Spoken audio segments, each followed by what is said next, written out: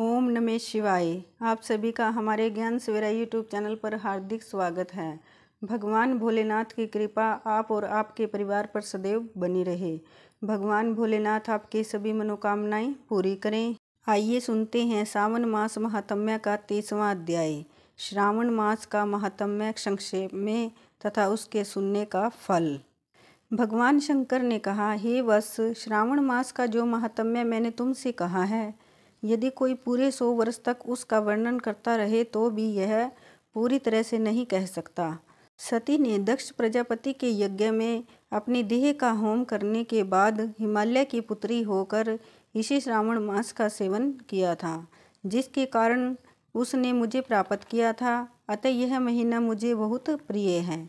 इस महीने में ना तो अधिक ठंड होती है और ना ही अधिक गर्मी होती है। इस श्रावण मास में राजा और प्रजा दोनों को ही अपनी देह में वैदिक मंत्रों द्वारा सफ़ेद वसम लगानी चाहिए। यह जल मिश्रित 12 त्रिपुंड मस्तक, छाती, नाभि, दोनों भुजाओं, दोनों कूल्हों, दोनों कंधों, सिर, कंठ और पीठ में मांस तो के इस मंत्र से धारण करते हैं। सद्यो जात आदि इससे या ओम नमः शिवाय से सर्वांग में भस्म लगानी चाहिए। शरीर में 108 रुद्राक्षों को धारण करना चाहिए।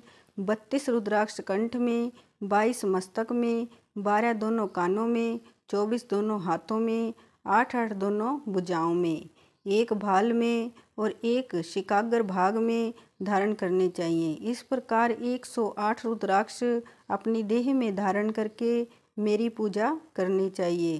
पंचाक्षर मंत्र नमः शिवाय का जाप करना चाहिए। हे वत्स, ऐसा करने से सावन महीने में वह हमारा ही स्वरूप है, इसमें संदेह नहीं है। श्रावण मास को मेरा प्रिय मास जानकर इस मास में मेरी तथा केशव की पूजा करनी चाहिए। मुझे इस महीने में कृष्ण जन्माष्टमी अधिक प्रिय है। इसी दिन देवकी के गर्भ से हरि प्रादुर्भूत हुए थे। हे वत्स, यह मैंने श्रावण मास का लेश मात्र महात्म्य तुम्हें बतलाया है। अब कहो, तुम और क्या सुनना चाहते हो? श्री नंद कुमार ने कहा, हे प्रभु, श्रावण मास में करने योग्य जिन कर्मों को आपने कहा है वह सुने तो मैंने अवश्य हैं, किंतु सुनने के बीच में आनंद सागर में गोते लगाता रहा, इसलिए मुझे कुछ याद नहीं रहा। हे प्रभु, आप सब कुछ तथ्य रूप से कहिए, जिससे मुझे कर्मानुसार पता चले तथा मैं उसे भक्ति से ग्रहण कर सकूं। भगवान सदाशिव बोले, समाहित हो शुभ अनुक्रमणिका सुनो। शौनक का पूर्व प्रश्न है, अनंतर सूत का उत्तर है, सुनने वालों के गुणों की कथा। तुम्हारे प्रश्न और श्रावण मास की निरुक्ति तथा श्रावण की स्तुति। हे मुनि श्रेष्ठ, फिर सविस्तार तुम्हारा प्रश्न हुआ। तुम्हारे द्वारा मेरी स्तुति, नाम, निर्वचन आदि सहित हुई। फिर उत्तर क्रम से, जिसमें सब उद्देश्य हैं, विशिष्ट तरह से तुम्हारा प्रश्न नक्त व्रत, रुद्राभिषेक तथा लक्ष्य पूजन विधान, दीपदान महात्म्य, किसी प्रिय चीज का छोड़ना, रुद्राभिषेक का फल, रुद्राभिषेक का पंचामृत से फल, भूमिशयन तथा मौन व्रत फल, धारणा पारणा विधि, मासोपवास कथन, सोमाख्यान में लक्ष्यवर्ती विधि कथन, कोटिलिंग विधान, अनुधन व्रत कथन, अविष्यान भोजन, पत्तल पर भोजन, शाक त्याग, भूशयन, प्रातःकाल स्नान, दम तथा शम कथन, स्फटिक आदि के लिंगों की अर्चना, जप पूजन फल, प्रदक्षिणा, नमस्कार, वेद पारायण, पुरुष सूक्त, विधि ग्रह यज्ञ विधि, क्रम से रवि, चंद्र तथा भौम का व्रत कथन, बुध और गुरु व्रत, शुक्र के दिन ज्विंतिका व्रत, शनि के दिन नरसिंह व्रत,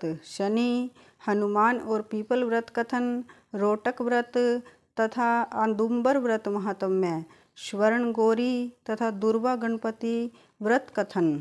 पंचमी में नाग व्रत, षष्ठी को सुपोदन, सप्तमी को शीतला व्रत तथा पवित्रता रोपण विधि, नवमी को दुर्गा कुमारी पूजा, दशमी को आशा व्रत, एकादशी द्वय व्रत, द्वादशी विष्णु प्रत्यर्थ पवित्रता रोपण, त्रयोदशी को कामदेव व्रत, चतुर्दशी को शिव प्रत्यर्थ पवित्रता रोपण, पूर्णिमा को उपाकर्म उत्सर्ग तथा श्रावणी कर्म विधि, सर्प बलि, हैग्रीव जयंती, महोत्सव सवादीप, रक्षाबंधन तथा गजानन का संकट नाशन व्रत, कृष्ण जन्माष्टमी व्रत एवं कथा विधि, पिठोर व्रत, पोला संज्ञक वृषभ व्रत, द्रव संग्रह, नदियों का रसवला काल, सिंह की संक्रांति में, गो प्रसव होने पर अनिष्ट शांति, करक सिंह सावन में दान, स्नान युक्त मास महात्म्य श्रवण एवं कथन, व्यास पूजा, अगस्त्य ऋषि अर्घ विधि, कर्म तथा व्रतों के फल का निर्णय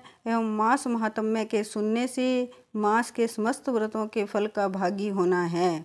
हे अनंत कुमार, तुम अपने मन में इसी कर्म को ग्रहण करो। जो प्राणी इस अध्याय को सुनता है वह पूरे मास के व्रतों का फल अनायास ही प्राप्त कर लेता है।